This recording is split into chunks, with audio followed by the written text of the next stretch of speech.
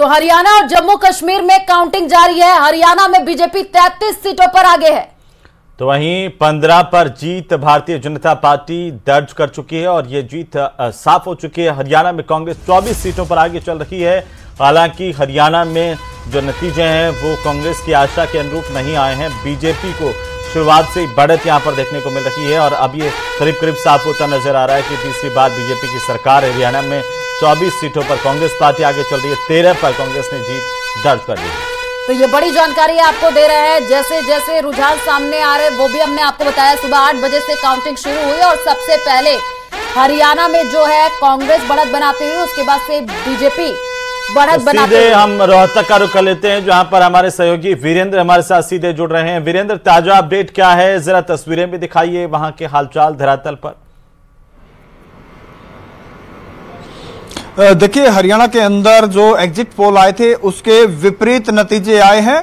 Bharatiya Janata party जो रुझानों में पूर्ण बहुमत से सरकार बनाती हुई नजर आ रही है और जो सबसे महत्वपूर्ण है वो ये है कि इस बार जो दिग्गज नेता थे, चाहे भारतीय जनता पार्टी के हों या फिर कांग्रेस पार्टी के, उनको हार का सामना करना पड़ा है। हम पंचकुला से शुरू करें तो हरियाणा विधानसभा के स्पीकर थे ज्ञानचंद गुप्ता, वो हार गए और इसके अलावा भारतीय जनता पार्टी के पूर्व मंत्री थे कैप्टन अभिमन्यु, वो पीछे चल रहे हैं। ओम प्रकाश धनखड़ वो हार चुके हैं। इसी तरीके से कांग्रेस पार्टी के जो एमएलए थे जगबीर मलिक गोहाना से वो हार चुके हैं। खरखोदा से जयवीर वाल्मीकि हार चुके हैं। हालांकि भूपेंद्र सिंह हुड्डा की लीड तकरीबन 70 से 80 हजार वोटों की रहेगी गढ़ी सांपला किलोई से, और इसके अलावा महम से भी जो निवर्तमान विधायक थे वो भी हार चुके। तो कुल मिला के कहा जा सकता है कि जो एग्जिट पोल थे उसके विपरीत नतीजे आए हैं और फिलहाल भारतीय जनता पार्टी हरियाणा के अंदर रुझानों के मुताबिक सरकार बनाती हुई नजर आ रही है और वो भी पूर्ण बहुमत से। जुलाना काफी चर्चाओं में थी वीरेंद्र, और जुलाना सीट पर क्या अब नतीजा घोषित हो गया है? हाँ, देखिए, विनेश फोगाट जीत चुकी है। हालांकि जीत तकरीबन 5,500 की है और काफी उम्मीद लगाई जा रही थी कि विनेश फोगाट एक बड़ी जीत दर्ज करेगी, लेकिन फिर भी विनेश फोगाट ने जुलाना से कांग्रेस की सीट पर जीत दर्ज करने का काम किया है।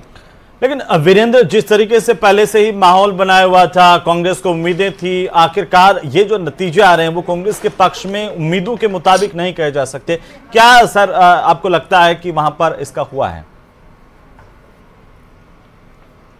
देखिए, कांग्रेस पार्टी इस उम्मीद में थी शायद एंटी इनकम्बेंसी का उनको फायदा मिलेगा, लेकिन एंटी इनकम्बेंसी कहीं नजर नहीं आई क्योंकि बहुत से ऐसे चेहरे थे जो दोबारा से रिपीट किए गए थे उनको, और कुछ नए चेहरे थे जिनको आजमाया गया था, वो जीत हासिल करने में कामयाब रहे। हालांकि कांग्रेस पार्टी ये मान के चल रही थी कि इस बार कंफर्ट मेजोरिटी से कांग्रेस पार्टी हरियाणा में सरकार बनाएगी, क्योंकि पिछले 10 साल से भारतीय जनता पार्टी प्रदेश में सत्ता में है और पहली बार जब चुनाव जीती थी तो पूर्ण बहुमत से, और दूसरी बार गठबंधन की सरकार भारतीय जनता पार्टी को बनानी पड़ी थी। और बहुत सारे ऐसे मुद्दे थे जिसको लेकर प्रदेश की जनता लगातार विरोध प्रदर्शन भी करती रही और कांग्रेस पार्टी को शायद इसी से उम्मीद थी कि भाजपा सरकार को लेकर प्रदेश की जनता के बीच में रोष है और उसका फायदा कांग्रेस पार्टी को मिलेगा। लेकिन जो नतीजे आए थे एग्जिट पोल के वो यहां पर साफ होते नजर नहीं आए, क्योंकि जो उनके विपरीत हरियाणा की जनता ने अपना जनादेश दिया है। और अभी तक की जो